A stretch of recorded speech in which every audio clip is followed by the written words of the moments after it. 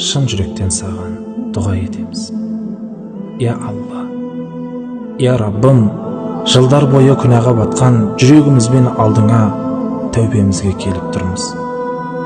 Я Раббым, я Алла, бұл біздің ғұмыр бойы келе жатқан күнделікті күресіміз.